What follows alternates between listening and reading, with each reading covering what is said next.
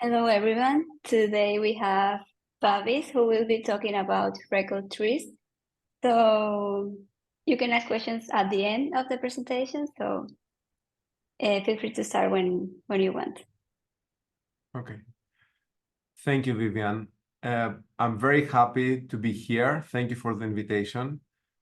Today, I'm going to talk about research that we have been doing at Lagrange, where I'm spending my sabbatical from Yale University as a chief scientist. The talk is about Reckle trees. So Reckle is a combination of recursive arguments and MerKLE trees. So this is a combination of these two words. And if you have interest in any of or both of these two cryptographic primitives, I hope you will be able to learn something from my talk today. Just some things about Reckle trees. So this paper will appear at CCS 2024. It's a cryptography conference in Salt Lake City at Utah in November. And also it serves as the main component of the Euclid technology that was recently launched at Lagrange, which is a hyperparallel ZK coprocessor. Right, so let's get right into it. Okay, so what is a MerKLE tree? So I'm hoping most of you here are familiar with this foundational data structure. In blockchains, it is used to compress state of the blockchain with the Ethereum MerKLE Patricia trie, for example. So Ethereum MerKLE Patricia trie is a type of MerKLE tree. So since Reckle trees are based on MerKLE trees, I would like to make sure everyone is on the same page. So I'd like to present what a MerKLE tree is and take it from there. Okay, so a MerKLE tree is a way to compress an array of data, say from A0 to A15 here, into a succinct, cryptographically collision-resistant digest. And the way to do that is to build a binary tree on top of this array of data, and then start hierarchically computing a hash of every leaf in pairs. So you compute the hash of A0 and A1, the hash of A2 and A3, and then you continue and you apply this computation in the same way recursively up until you reach the root of the tree. And this C digest is what represents the array of data from A0 to A15 in a collision-resistant manner, meaning that it is very hard to find a different array of data that is going to have the same cryptographically the same digest C.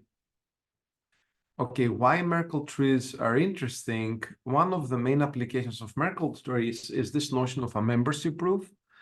So MerKLE trees will allow you to prove that a specific leaf of a MerKLE tree, of a specific element of the array that has been accumulated with a MerKLE tree is present in this data structure by just having access to the digest of the MerKLE tree. So how you do that? So say, for example, you want to prove that A5 is part of this digest that you computed before. You don't have to give the rest of the elements and recompute the digest. Instead, what you can do is you can provide a logarithmically sized membership proof that consists specifically of the green elements in the screen. So A4, C, LR, R, and so on. Once you have this logarithmic sized proof, so to say, you can try to use A5 and this proof to recompute the digest C that we saw in the previous screen, right? So how you do that, you kind of recreate this hashing procedure where you compute the hash of A4 and A5, then the output, you hash it with what was the right child, this right sibling of this proof, and so on and so forth until you reach the root. Once what you're computing equals to the digest that you were initially given, then you can be assured that A5 is part of the MerKLE tree that was computed and resulted into this digest C. Now, what we're really interested in this line of work is the notion of updatability of proofs, okay? So imagine you have this membership proof, which consists here of this green hashes. How can you update this proof when an element in the array changes? So let's see here an example. So say, for example, let's consider array element A12, okay? So now imagine that you want to update the membership proof for array element A5 when A12 changes. So let's take A12 and add some delta to it. Okay, as you see, you can easily identify the elements of A5's membership proof that will be affected due to this change. In particular, the elements of A5 membership proof that will be affected from this change is only going to be this right hash labeled CR. Okay, so in logarithmic time, you can actually recompute the hash, the path from A12 to the root, and you can actually compute how this CR is getting affected, right? So you can recompute this. So basically the only hash of A5 membership proof that is being affected due to A12 changing is the CR. You can update it in this way. And in logarithmic time, you can update the membership proof of A5. Okay. So this is good. So what I want you to remember from this slide is that in logarithmic time, if I give you a MerKLE membership proof, you can update it if any other element of the MerKLE tree changes. Okay, so let's look at a more complicated proof that is called a range proof. A range proof is a single proof that can be used to prove a range of elements. So consider the range from A3 through A8. Okay, so how we can prove that these elements are part of the digest C? So the way it works is you can give the boundary proofs. So two boundary membership proofs. In this case, it is the boundary membership proof for A2, which is this membership proof, and it is also the other boundary membership proof for A9, which is this proof here. Okay. So given these two proofs, you can recompute the digest by using the elements in the range and these boundary membership proofs. So you can run the hashing scheme and you can compute C. So if this proof verifies, that means that indeed A3 through A8 are part of the MerKLE tree represented by this digest C.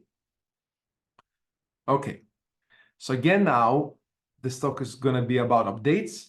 So how can we update the range proof once an element of the tree changes? Okay, so say you have A12 again, you add delta to A12, you can easily identify which elements of the range proof are going to be affected, and you can do the same thing you did before for the membership proof. Okay? Right, so in logarithmic time, you can update the range proof as well. So now we're going to move from simple membership proof and range proofs, which have structure, to something that is more unstructured, which what we call a batch proof, which is relevant for blockchain applications. So batch proof is a single proof to open k arbitrary elements simultaneously. So they're not in a range, they can be arbitrary elements in the MerKLE tree. That creates complications.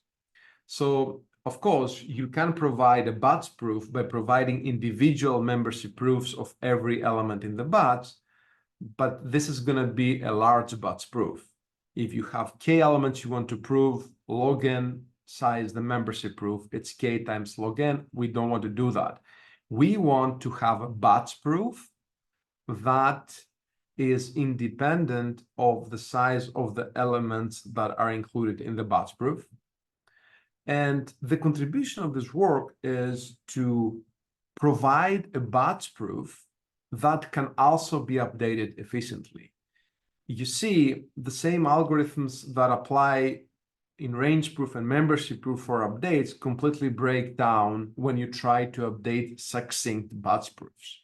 So this is going to be the focus of this talk. how to compute a BATS proof in a MerKLE tree that is succinct, but is also efficiently updatable. Okay, so what is RECle trees? Is a BATS proof using recursive snarks and MerKLE trees. It can be updated in logarithmic time. And an extension of our BATS proof framework that I'm going to present can also be used to verify MapReduce style computation on dynamic data. For example, I want to verify the number of elements in a MerKLE tree that are greater than 5. So we extend this idea and we propose this Reckle plus trees.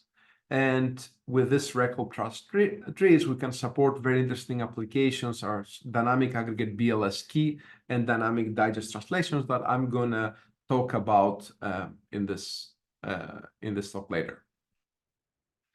Okay, so let's delve into the technical details of our BATS proof. But to begin with, to understand the problem, let's look into how an inefficient BATS proof works.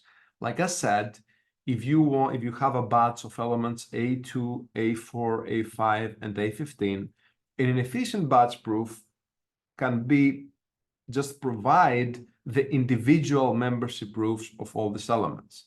So if you take the union of the membership proof of all these elements, these are the hashes that you have to provide. Right, but unfortunately, this, as you see, is not is inefficient because you have to provide all these hashes. Right. Now, how would you verify this inefficient BATS proof? So I want an algorithm that is going to take all these hashes and is going to verify whether the claimed BATS is part of the MerKLE tree. So the input to this algorithm is a digest of the MerKLE tree, a claimed subset of the MerKLE leaves, the height of the MerKLE tree, and some auxiliary witness. Okay? So the output is yes, if S is indeed a subset of some MerKLE tree of L levels whose digest is C, and no otherwise. Now, the verification algorithm takes this width as input, right, which is an auxiliary witness. So in the standard approach, this width, like in the previous approach that I sent you, that I showed to you, this width is just MerKLE membership proofs, right? So in our approach, we're going to put forth a modification of this algorithm that is appropriate for our setting, where the width contains not only MerKLE membership proofs, but this notion of a node subset. Okay. So let's see. So the standard approach the verification algorithm of the standard approach will just take as input all these MerKLE membership proofs and will just recompute all these hashes until it reaches the root of the MerKLE tree. But in our approach, what we're going to do, okay, so the standard approach, right? So to make clearly, the standard approach has the problem of inefficiency. So the only way that we know of to turn the standard approach of verifying a BATS proof into an efficient BATS proof is to snark the verification algorithm. That is to compute a proof for the computation that the verifier needs to do. The witness in this proof is going to be all the MerKLE membership proofs, but the final output, due to the succinctness of the snark, the final proof, due to the succinctness of the snark, is going to be a very, very small BATS proof. Now, this satisfies the notion of a small BATS proof, but one of the problems with this is that whenever something changes in the tree and you need to update this BATS proof, this will have to be recomputed from scratch. Okay, so this is not good, right? So this requires linear time in the size of the BATS, right? Also, the BATS size needs to be static so that to avoid having a different circuit for different sizes of BATSes. Okay, so what I'm saying here is there is a way to have a succinct BATS proof by just snarking the verification algorithm of the standard approach. This gives you a succinct BATS proof. It's really bad for updates, and you have to stick to a static BATS size. Okay, so we're we are in this paper, we're solving the last two problems. So how we do it? Remember, our witness now is going to be not only the MerKLE membership proofs, but also this notion of a node subset. So assume S is the set of elements in the batch. The node subset of a node V with respect to S is naturally defined as the subset of S in the subtree rooted at V. So the node subset of the root with respect to S is the subset itself S, because the root includes all the elements of any subset of the tree. Okay. So I'll give you an example here. So say, for example, our batch is A2, A4, A5, and A15, right? So we're going to compute the node subset of every node of the MerKLE tree with respect to these blue elements. So clearly CLLR is A2, CLRL is A4, A5, and you can do, you can easily follow the unions, and you can reach the root, where the node subset of the root is all the elements. So now, like I said, I'm extending the witness of the verification algorithm to also contain this MerKLE subset, this node subset. Why? Because I want to express the verification algorithm of the batch as a recursive algorithm, right? So the way now I can verify that the batch proof is not only I'm going to check that I'm going to start from the root and I'm going to say, look, I claim that A2, A4, A5, and A15 are subsets of a MerKLE tree that is represented by the digest C. Okay, so what I need to check now is that C is the hash of CL and CR, and also that the node subset of the root is the union of the node subsets of the left child and the node subset of the right child. And then I'm continuing and doing the same, where basically I'm saying, right, so I need to check that CL is the hash of CLL and CLR, and the node subset of CL is the union of the node subset of CLL and the node subset of CLR. So I'm continuing like this. This is how the verification algorithm works now. And at some point, I'm reaching, the last level. And the important thing, so I'm doing all the same computation for all levels, but when I'm reaching the leaves, what I have to check is that the leaf, it's the same as the node subset A2, right? So this would make sure that I'm not giving random elements for the subset, right? So I'm giving elements that are actually parts that are leaves of the MerKLE tree. Okay, right. So again, I haven't told you anything about Snark so far. I just presented a different way to run a verification algorithm on a MerKLE tree given membership proofs and this node subsets. Okay, so now we take this idea and we use recursive snarks to compute these batch proofs, right? And let's see how it's going to work. So the public input of our snark is CSL, which means that S is some subset of a MerKLE tree of L levels that is represented by the digest C. Now, the witness for this public statement is CL, SL, LL, and PL, and CR, SR, LR, and PR, meaning that PL is a proof saying that SL is a subset of a MerKLE tree represented by CL of LL levels, and so is for the right child. Okay, so the computation of the snark circuit that we have built does exactly that. So it checks the levels, it checks that C is the hash of CL and CR, this is the MerKLE tree, it checks the union of the sets, and then it says, if you are at level 1 and SL is not equal to empty set, which means that you are at a leaf that is part of your batch, then you need to check that SL is CL. In other words, that you're not giving random elements part of the buts, but you're actually giving some elements that is part of the MerKLE tree. And you're doing the same here. And if L is greater than 1 and SL not equal to 0, then you verify the statement on the left, and then you verify the statement on the right, and then you return true. So this is basically the basic circuit that will produce a succinct buts proof for a MerKLE tree of digest C. Okay, so let's go see now how we implement that.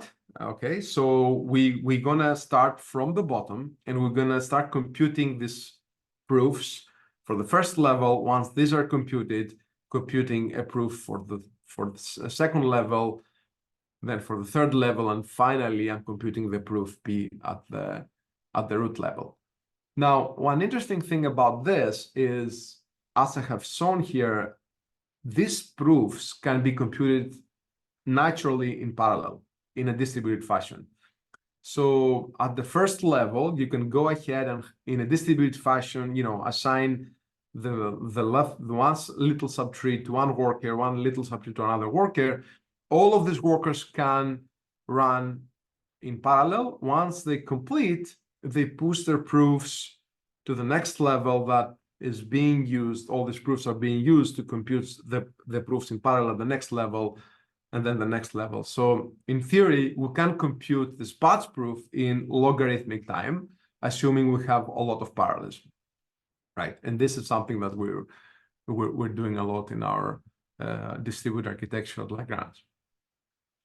Okay, one other thing to notice, which is one of the main points of this work, is now that we have produced a buts proof that is succinct. So P at the root is succinct, but also is updatable, right? Which we didn't know how to do before.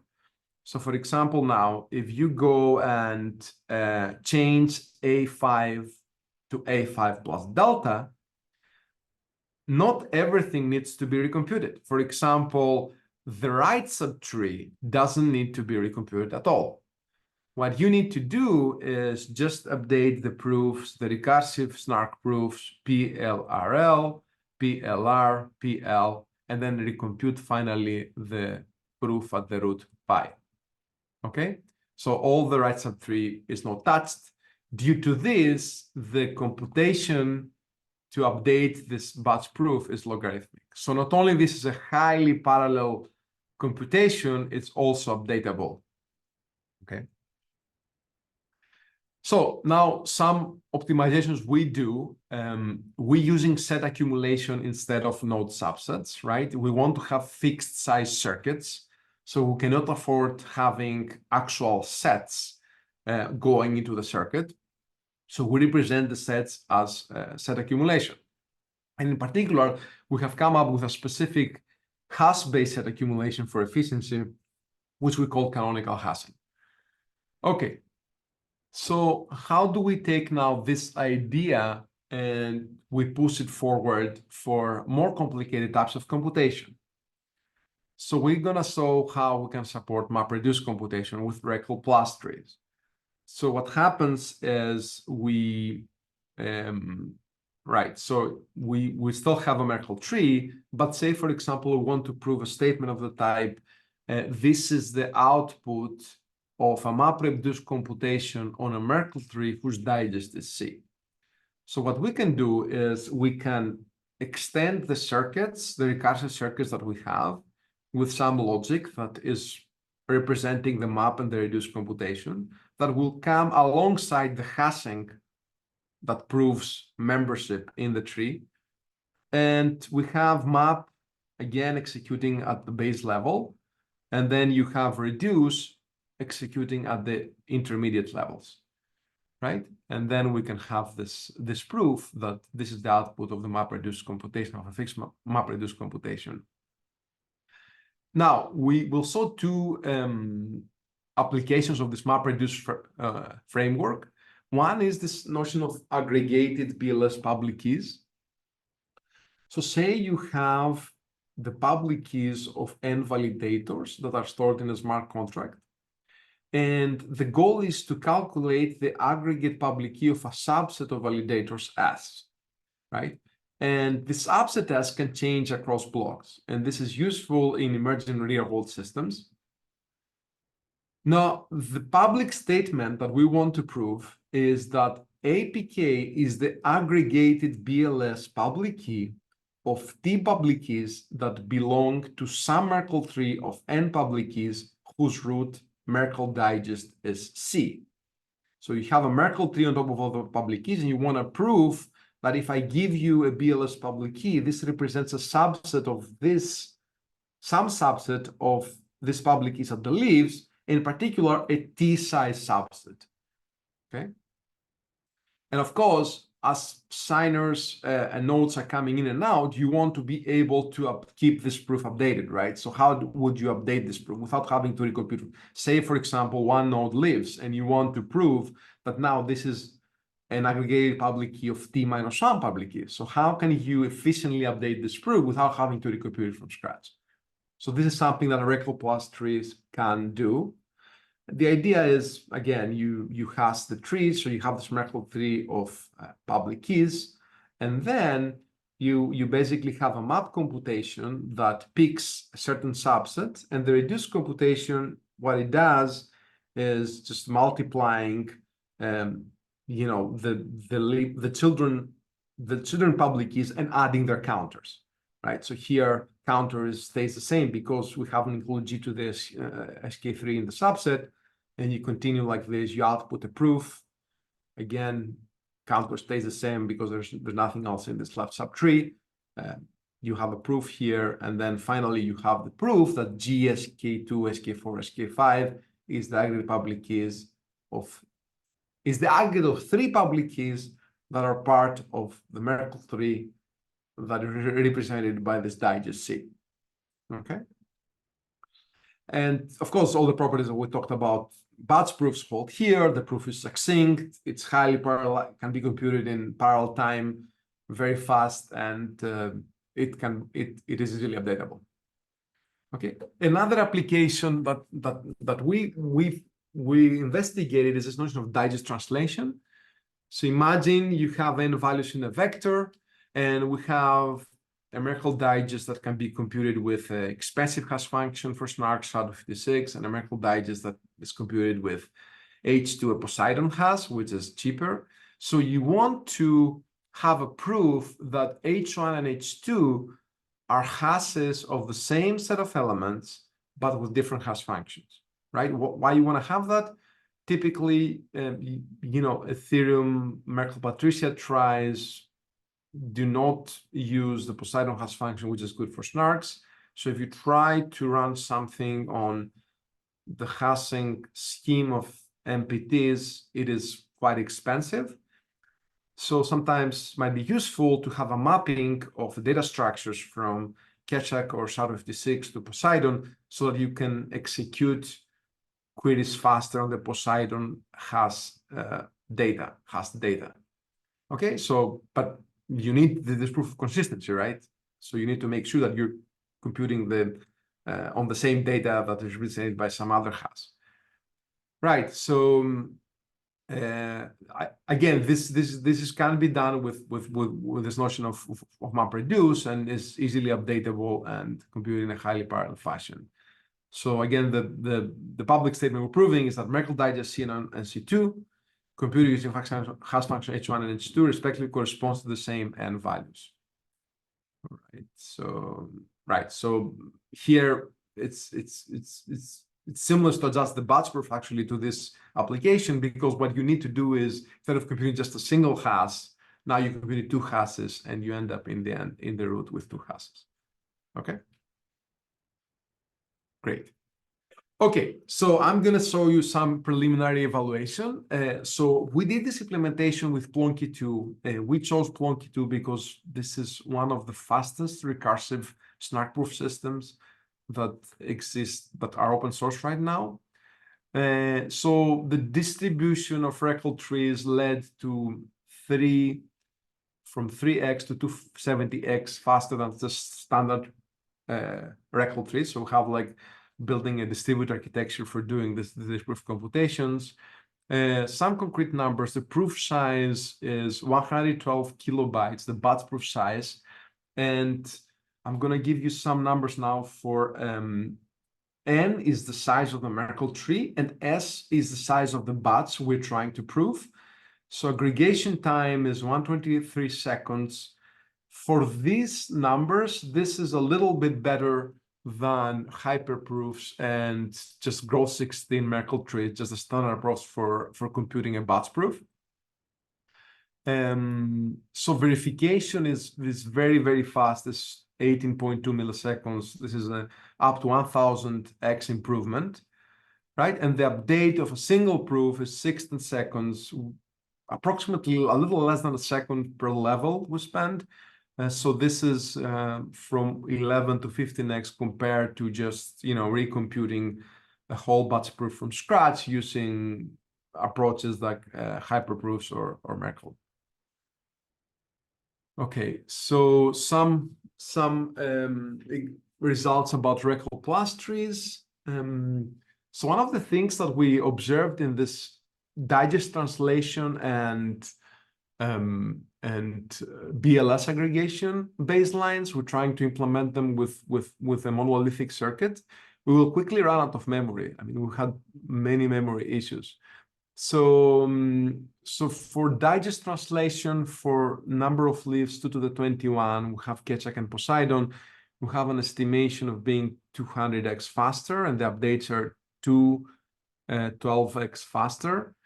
Right. The reason I'm doing estimation here is we can run our stuff, but we can run the other stuff. So we had to estimate.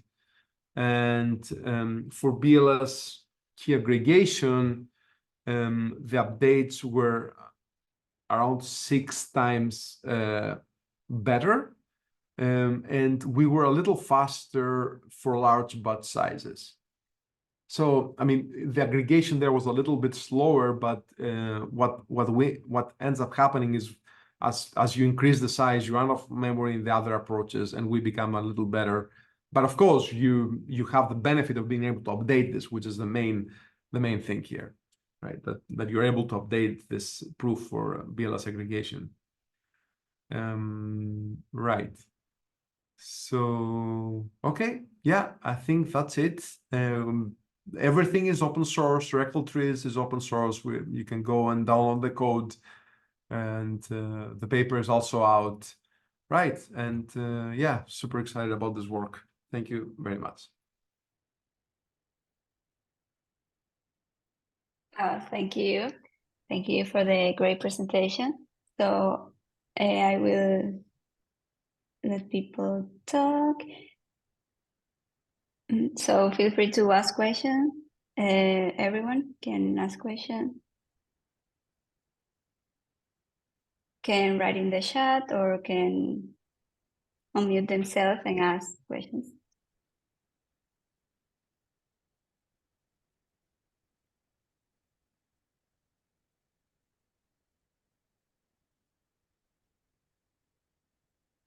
Yeah, is there a question?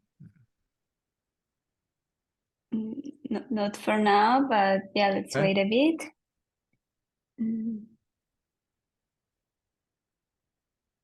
Thank you so much. Yeah, interesting. Thanks.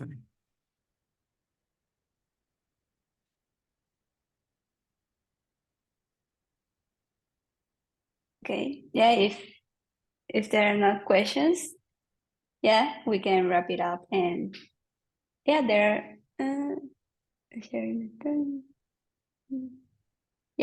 is a question. Can you read it, or do you want me to read it? Yes. Do you see RECle trees having applications to generating updatable snarks?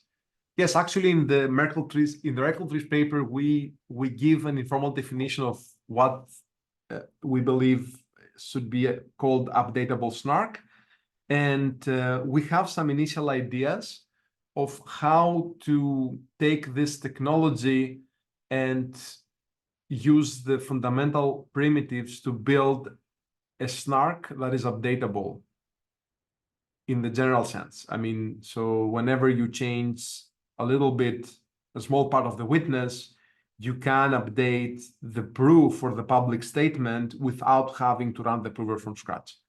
So actually, this is something that we'll be working on in the summer. Yeah.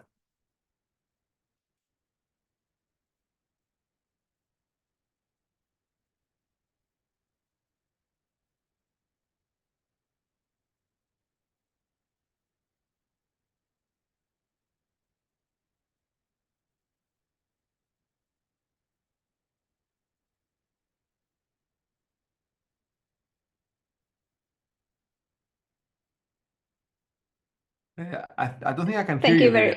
Okay. thank you very much for the great Yeah. presentation. So people are Yeah. saying thank you. And do you have any plans to update it to Plonky 3? Yes, this is part of current investigation that we're doing right now as to what is the best recursive proof system to move forward. So Plonky 3 is part of our considerations, right? But we haven't made a decision yet. But definitely this is something that we're considering what's going to be the next. I mean, there's like lots of work out there from folding, Plonky 3. I mean, so we're looking into many things.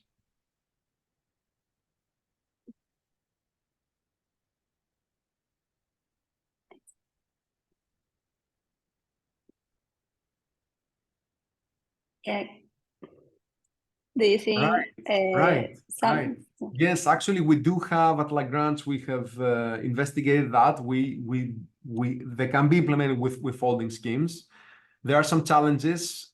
The data structure storing the proofs might be larger, but in principle, nothing prevents us from doing that. So this is also part of our current investigation.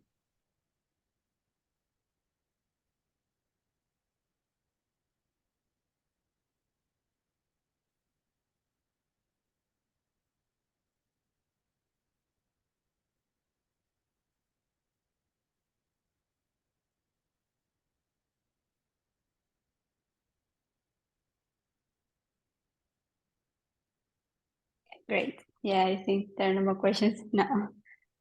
Great. Yeah. Thank you so much. And thank you everyone for attending. And thank you, Babis, for the great presentation. Thank you. For accepting the invitation. And yeah, have a great day, Thanks. everyone. Thanks a lot. Thank you. Thank you. Bye-bye. Thank you. Bye.